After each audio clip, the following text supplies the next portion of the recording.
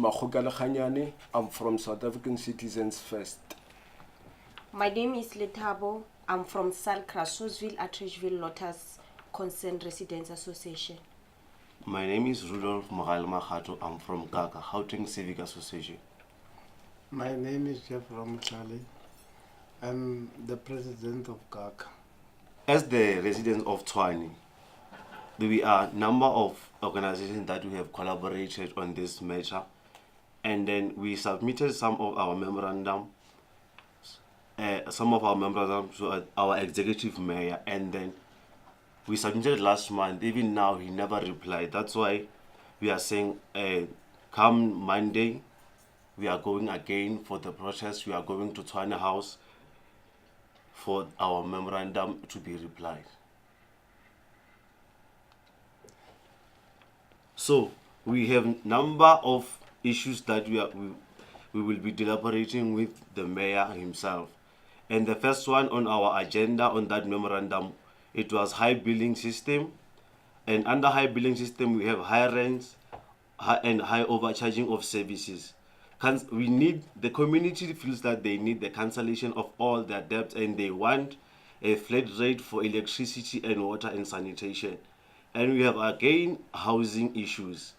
And under housing issues, they need the squatter camp to be rearranged and formalized so that they can get the proper houses on the squatter camps. And then they're also talking about the community, the hijacked buildings that belongs to South African, hijacked land and RDP houses that are occupied by the foreign nations.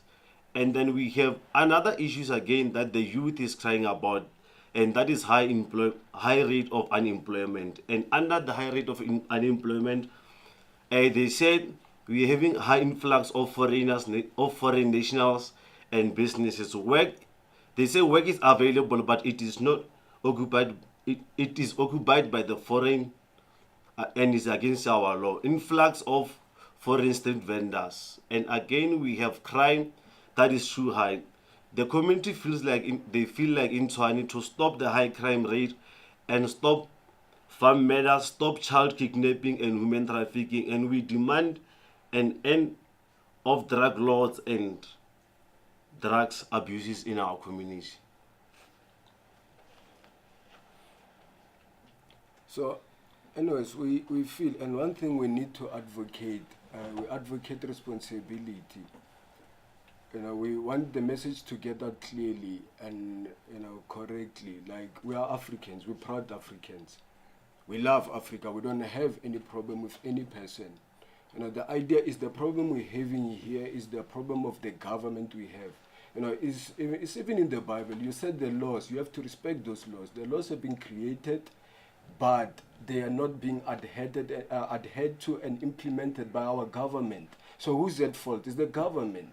So that's what we're advocating, because this is a serious matter that is not addressed, and we have a problem like emanating from our brothers. We're in contact with our brothers in KZN to ensure that, let's ensure that we hold the government accountable. I mean, we've got it's a democratic right here, and democracy is not a free right. We understand it. That's why we're standing up, because if we do nothing, the wrong continues to happen, and we are affected as South Africans. So that's what we're advocating, peaceful. And another thing we, as that is already alluded, is even the Department of Labor will be summoned to come and collect the memorandum, because it's their department as well that's supposed to ensure that they enforce those laws. Is there in section 8, subsection 2A. It highlights in terms of the issue of who's supposed to work in South Africa. Subsection 8 and subsection 8 and subsection 2B also highlighted in our constitution, in our labor regulations.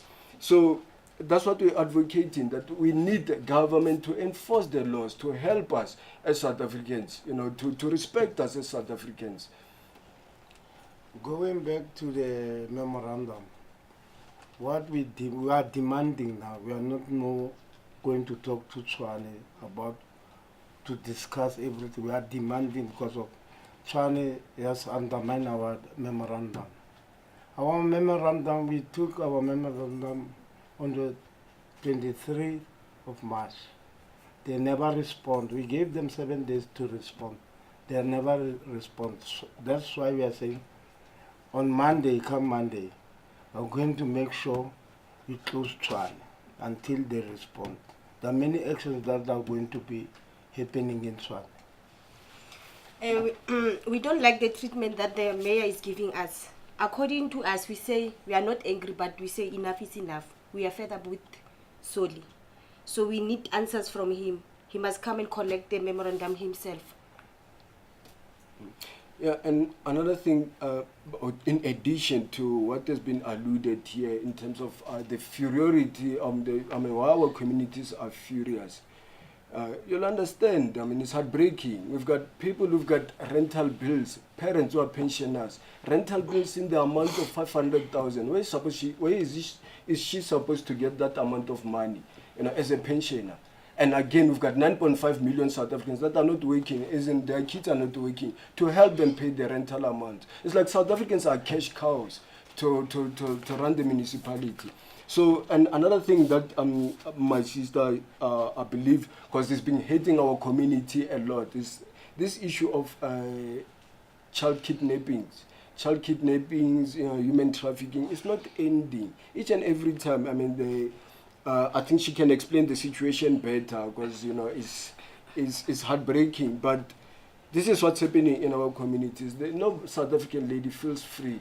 No South African lady feels free. We've got the issue of Nyaope. There's no ending side to all these things that are happening within our community. And this is the community we grow in. This is the community we're living in. So we need an end to those things. If we don't advocate for change and to speak about these matters, they'll never end. Yeah, to add on, when I came back to the rental system, they are estimating. In Tshwane, they are always estimating. Why I'm saying so? Because of people who are working on the ground, especially in the townships. They are always estimating. And those people are not sitting, they are not residents of Atteridgeville, of Mamelodi or Tshwane. They are from somewhere. How can you work in a place that you don't know? That is our main concern, that somebody, when he came to a street, he just stand there, start estimating. He can take only one house. And what is happening, especially in the townships, they just look at a house. If it's a big house, then they estimate the rent. That's why our rent is not less than 1,000 rand. It's more than. A person can pay 1,500 this month. The following month it will become 2,300 rand. Then you start asking yourself, actually what is happening here? That's why we are taking those things forward. Okay. Now, I just want to know something. Based on the high billing system, on your demands that you're calling for the cancellation of all rent debts, are you aware that those debts, not just the debts, but the rent being paid, it's what the municipality uses to sustain the delivery of the sanitation and stuff to the community? Did you consider that? And then, instill in that, a flat rate in electricity. Currently, Eskom is supplying with electricity. They are struggling because they are owed huge amounts of bills by the municipality. So failure for the communities to pay their bills, that will lead to Eskom failing further to deliver to the communities. Did you consider all those things? Yes. We are saying, okay, we don't want any middlemen anymore because of the municipality is not rendering the services. He's overcharging us and he's selling electricity to us. Now we are saying as the community, we want to buy electricity straight from Eskom. We don't want to buy from the municipality anymore. And then again, on the cancellation of debts, we understand that these people, all these debts, they are not proper calculations. They are calculations that they are estimating. So when they are estimating, they are just thinking, well, these people, as my fellow comrade said, this house is big and we think that they will pay this kind of amount. So they were estimating. So there is nothing that is true. Even on their slips, they are saying those things. They are estimations. So that's why we are saying we don't want them anymore. We want them to be cancelled and we can start from afresh, and we need flat rate. To add on that, Water and sanitation. Sanitation doesn't have a meter. How did they get it right to say I must pay for sanitation? How did they get it right? It's another problem that we have.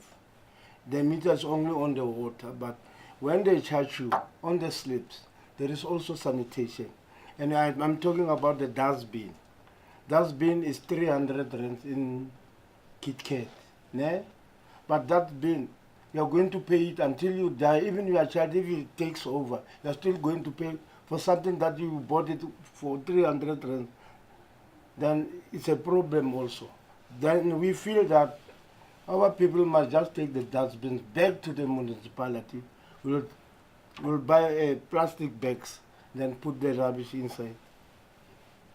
Yeah, another thing is addition to that in terms of the cancellation of debt, and as you said, you rightly alluded that they've got the high debts. Then that's the question we're supposed to, how do they accumulate those debts, as and that is already alluded. And how could we ensure that, okay, like you have to understand, most of 61% of South Africa's expenditure is from public when they spend money for paying for those services. So that's a problem we have. And another issue that we need to allude is, like, for example, there'll be a high VAT increase, and GDP can be grown if we stop the remittances that are currently being sent outside of South Africa. Because currently we've got over 12 billion that we're losing in the form of remittances. Over 12 billion. And what's happening is 61% of South Africa's economy is based on spending. So if that money circulates within our community, what will that happen? We will have a situation where our GDP grows, spending is retained in South Africa. So we're not having that. So now, as a result, for the government to raise funds again, they're accumulating more debt. They're making this the public encounter more debt, because now South Africans, they've got to increase the VAT to try to raise those funds. Now what's happening? What happens to the community? Now we can't spend those. We don't have more money to spend anywhere. So that's some of the problems that the government is making us accumulate debt, to be indebted. You can't grow as a South African, Okay, Nkosi kakhulu, mina I've got two questions that I think I will just relate. Your previous march was noted as you are the one who instigated xenophobic attacks in Pretoria. We want to know, where do you stand? Are you against foreign nationals, or what is your story around there? And then my second question is this flat rate possible? What you are requesting? And then my last submission is SAF an organization, or is it a civic group, a political party? Those are my questions. Thank you. Maybe to add on that, because that's the problem we have with South African media. There's a lot of propaganda, and we actually expect that at least the truth will be told here, as we speak it directly from our mouths. We are against xenophobic attacks. We are definitely against that. We don't like that. Nobody wants that. So what we're saying is, that's why we said when we started that the problem we're encountering is because of the government not enforcing the laws that are available. So who's causing this problem? It's the government. Like you speak about the issues that is happening currently in KZN. Whose fault is it? It's the government. It's the labor laws. The labor laws have been set, but they're not being adhered to. So whose fault is that? You understand? So we're reaching a situation where people now take the law into their hands because they set the rules and the rules are not being respected. So, and again, we speak about the influx of the young South Africans that are complaining about the influx of foreign businesses. They're speaking the truth, because the original law of South Africa stated that over 5 million, you're supposed to invest over 5 million before you start a business in South Africa. Why are we not saying about those things? Why are we not talking about those things in terms of the failure of our government? That's driving people into slavery. Because people see themselves as becoming slaves, and if these things are not addressed, then we have a problem as people in South Africa. This is currently why you see the problem in Beggarsford, in Limpopo, the problems you see in Mooi River, in KZN, because people need the help, and it's not those areas only. It's many areas, and this is causing South Africans to be animals. To be seen as if South Africans are violent. But the truth is, whose fault is it? And maybe and another thing maybe Ntate Jeff you could add, or any person? No, I think you cover everything on that.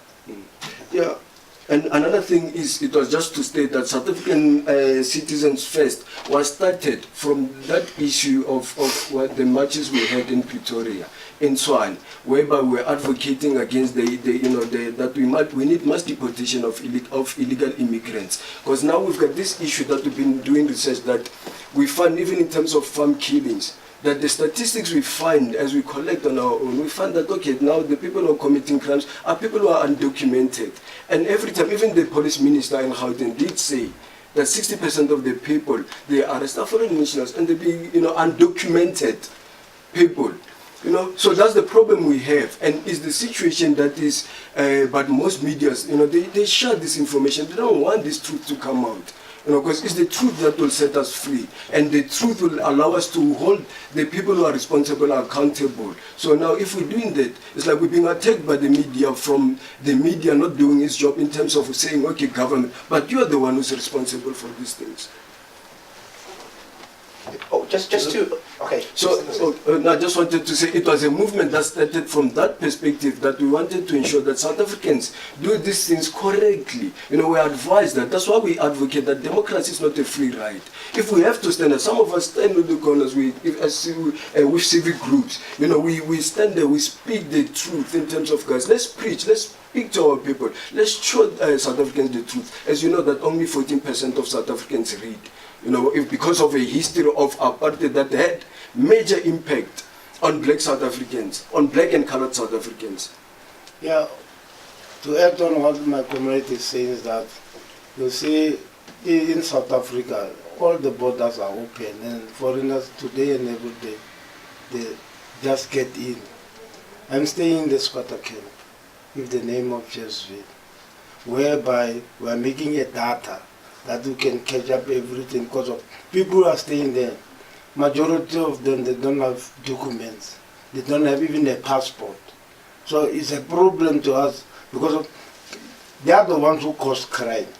And some of South Africans, they're using the same guys to commit crimes. So that's why we are saying our government is a failure. If they can close the borders. And secondly, the politicians, they're also part and parcel of this foreign nation, because of when a foreign person is inside, some are changing they're making them, they make IDs for them to come and vote for certain political parties. That's why in South Africa there are so many. Our people can't get job. And even if you can look at the drugs also, there are South Africans who are busy smoking drugs. Not a foreign person is smoking drugs. So, just to wrap it up here with my last question. I mean, on the high influx of foreign nationals, what do you want the government to do about it? And also, this is what I want to know. When the government takes action, surely, or before the action is taken, I mean, you will be telling the government, let's say you say they must be offloaded, right? That would be automatically claimed as xenophobic attacks, or so they say it's going to be xenophobic, stuff like that. But what do you think the government should do, and how urgent is this for you? What I'll say is that we are saying the government must work with us.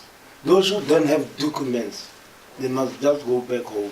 How should that be done?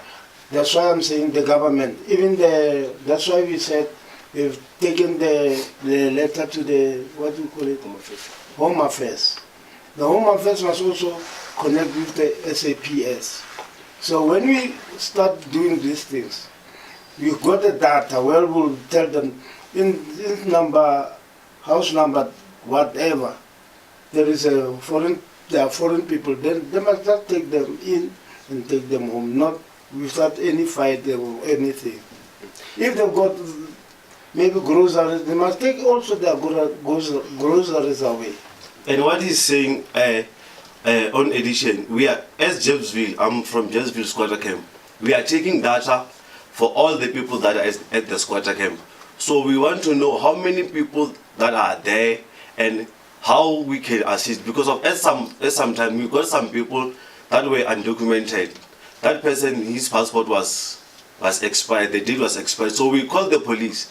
When we called the police, and they said to us, they don't do those kind of things. So we are saying, government must talk to the police so that the police can come and work with us and the Department of Home Affairs, so that these people that are undocumented, we know where they are, and we know we can direct them where they are. So we are saying, let them come and work with us, and then we will work together to save our country together. Failure to do so, what will be your next action? Say the government doesn't comply to work with you, what will you do next? No, I think maybe okay no, I was just saying to add on to that question, and then you'll add, you'll respond to the specific question. Like as we highlighted that, most people don't give credit to what we're doing. People take it for granted from the fact, the point that we're the people sitting in the community in terms of suppressing the anger of community in terms of what they see happening with their eyes.